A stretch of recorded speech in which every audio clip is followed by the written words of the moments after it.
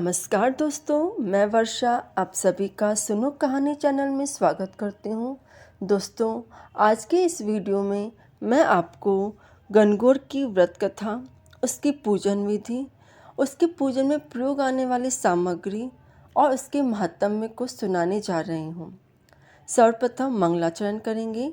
कर्पूर गौरम करुणावतारम संसार सारं भुजगेन्द्रहारं सदा वसन्तं हृदयानिवृन्दे भवं भवामि सहितं नमामि। दोस्तों, गणगौर का व्रत चैत्र शुक्ल पक्ष की तृतीया को मनाया जाता है। इस दिन सुहागन स्त्रियां व्रत रखती हैं। गणगौर शब्द गण और गौर इन दो शब्दों से बना है। गण शब्द का अर्थ शिव और गौर शब्द का अर्थ पार्वती होता है। कहा जाता है कि इसी दिन भगवान शंकर ने अपनी अर्धांगिनी पार्वती जी का तथा पार्वती जी ने तमाम स्त्रियों को सौभाग्य वर दिया था। अब पूजन में प्रयोग होने वाली सामग्री। पूजा के समय मिट्टी की गौरी माँ यानी गौर बनाकर उस पर चूड़ी, महावर, सिंदूर चढ़ाने का विशेष महत्व है। चंदन, अक्षत, धूप, दीप, नैवेद्य से पूजन करने, सुहाग सामग्री चढ़ाने और भोग लगाने का नियम है। यह व्रत करने वाली स्त्रियों को गौर पर चढ़े सिंदूर को अपनी मांग में लगाना चाहिए। यह बहुत ही शुभ माना जाता है। अब गणगौर के व्रत की कथा। एक समय की बात है जब भगवान शंकर नारद जी और पार्वती जी को साथ में लेकर पृथ्वी पर घूमने फिरने चल दिए तो भ्रमण करते हुए वह तीनों एक गांव में जा पहुँचे। उस दिन चैत्र मास की शुक्ल पक्ष की तृतीया थी। गांव के लोगों को जब शंकर जी के आने की सूचना मिली तो धनी स्त्रियां उनके पूजनार्थ नाना प्रकार के रुचिकर भोजन बनाने में लग गई। इसी कारण से उन धनी स्त्रियों को काफ़ी देर हो गई। दूसरी ओर निर्धन घर की स्त्रियों ने जैसे बैठी थी वैसे ही थाल में हल्दी, चावल, जल ले जाकर शिव और पार्वती की पूजा अर्चना की। अपार श्रद्धा भक्ति में देखकर उन स्त्रियों को पार्वती जी ने पहचाना तथा उनके भक्ति पूर्वक दी गई वस्तुओं को स्वीकार भी किया और उनकी ऊपर सुहाग रूपी हल्दी छिड़क दी। इस प्रकार मातेश्वरी गौरी माँ से आशीर्वाद तथा मंगल कामनाएं प्राप्त कर वे स्त्रियां अपने अपने घर चली गईं। इसके बाद धनी स्त्रियां 16 श्रृंगार 56 प्रकार के व्यंजन सोने की थाल में सजाकर आईं। तब भगवान शंकर ने शंका व्यक्त करते हुए कहा, हे पार्वती जी, तुमने तो सारा सुहाग प्रसाद तो साधारण स्त्रियों में बांट दिया, अब इन सबको क्या दोगी? पार्वती जी ने कहा, आप कृपया उनकी बात छोड़ दें। उन्हें ऊपरी पदार्थों से निर्मित रस दिया है, इसलिए उनका सुहाग धोती से रहेगा, परंतु इन लोगों को मैं अपनी अंगुली चीरकर रक्त सुहाग रस दूंगी, जो मेरी समान ही सौभाग्यशालिनी बन जाएगी। अस्तु, जब धनी स्त्रियां शिव और पार्वती का पूजन कर चुकी तो पार्वती जी ने अपनी अंगुली चीरकर उसके रक्त को उनके ऊपर छिड़क दिया और कहा, तुम सब वस्त्राभरणों का परित्याग कर माया मोह से रहित हो तथा तन मन धन से पति की सेवा करना तथा प्रणाम करके कुलीन स्त्रियां भी अपने अपने घर लौट आईं तथा पति परायणा बन गईं।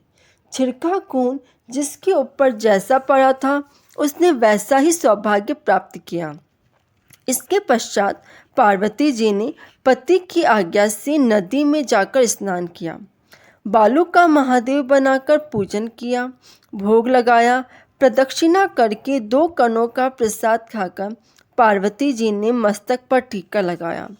उसी समय उस पार्थिव लिंग से शिवजी प्रकट हुए तथा पार्वती जी को वरदान दिया, आज के दिन जो भी स्त्री मेरी पूजा और तुम्हारा व्रत करेगी उनके पति चिरंजीव रहेंगे तथा अंत में उन्हें मोक्ष मिलेगा।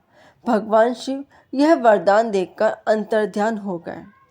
इसके बाद पार्वती जी नदी तट से चलकर उस स्थान पर आई जहाँ पर वह पतिदेव और ऋषि नारद को छोड़कर गई थी। शिवजी ने विलंब का कारण पूछा तो इस पर पार्वती जी ने उत्तर दिया, मेरे भाई भाभी नदी के किनारे मिल गए थे। उन्होंने मुझसे दूध भात खाने तथा ठहरने का आग्रह किया। इसी कारण से मुझे आने में देर लग गई। ऐसा सुनकर अंतर्यामी भगवान शिव स्वयं दूध भात खाने के लिए चल दिए।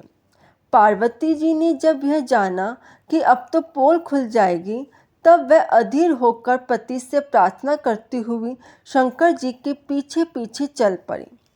पार्वती जी ने जब नदी की ओर देखा तो पाया कि एक सुंदर सा महल बना हुआ है। उसमें पार्वती जी के भाई भाभी विद्यमान थे। ये लोग जब वहां पहुंचे तो उन लोगों ने उनका सप्रेम स्वागत सत्कार किया। 2 दिन तक तीनों ने उनका आतिथ्य स्वीकार किया।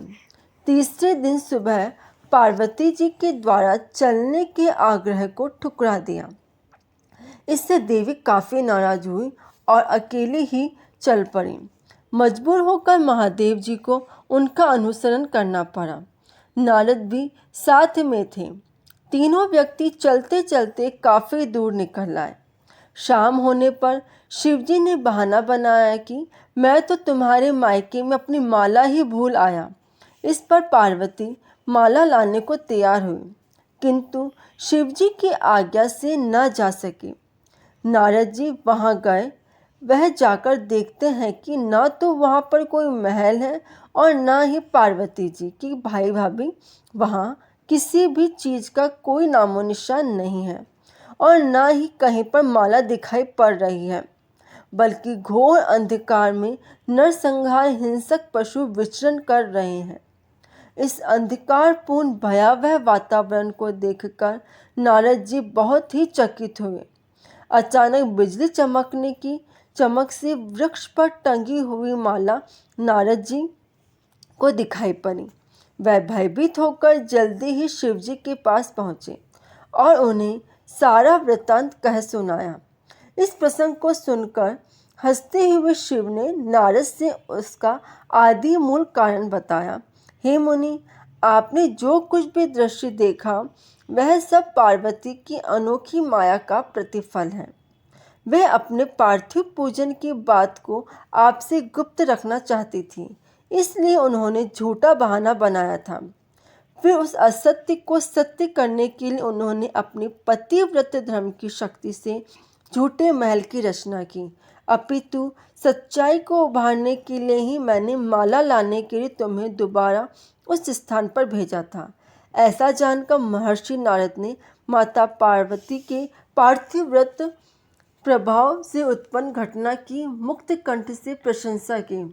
जहाँ तक उनके पूजन की बात को छुपाने का सवाल है, वह भी समीचीन ही जान पड़ता है, क्योंकि पूजा छिपकर ही करनी चाहिए। पार्वती जी के अनुसार जो स्त्रियां इस दिन को गुप्त रूप से पति का पूजन कार्य संपादित करेगी, उनकी कृपा से समस्त मनोकामनाओं की पूर्ति होगी तथा उनके पति भी चिरंजीव होंगे। जिस प्रकार पार्वती जी ने व्रत को छुपाकर किया था, उसी परंपरा के अनुसार आज पूजन के अवसर पर पुरुष उपस्थित नहीं रहते हैं। बोलिए पार्वती मैया की जय, शिवजी भगवान की जय। दोस्तों, आप मेरे इस वीडियो को लाइक और शेयर ज़रूर करें और इसी प्रकार की आध्यात्मिक कहानी सुनने के लिए मेरे चैनल को सब्सक्राइब करें। धन्यवाद।